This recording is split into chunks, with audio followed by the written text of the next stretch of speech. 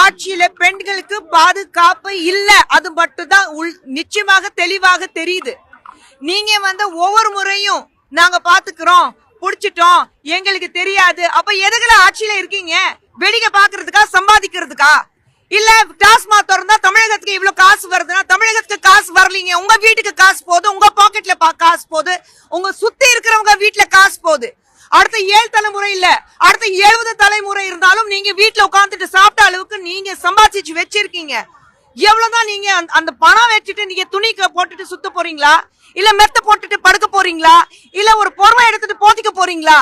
காசு காசு காசு நான் மட்டும் சொல்லிட்டு அலையறீங்க. மக்களுடைய பாதுகாப்பு எங்க இருக்கு? ஸ்டாலின் அவர்கள் உண்மையில கொஞ்சம் கூட மனசாட்சி இருந்துச்சுன்னா இதுக்கப்புறம் அரசியலே பண்ண மாட்டேன் சொல்லிட்டு வீட்டுல உட்காரணும். அதுதான் அவருக்கு அழகு. ஒரு மனிதனுக்கு உண்மையில உடம்புல ரத்தம் ஓடுறவங்களுக்கு அதுதான் அழகு, மனசாட்சி உள்ள இருக்கிறவங்களுக்கு அதுதான் அழகு.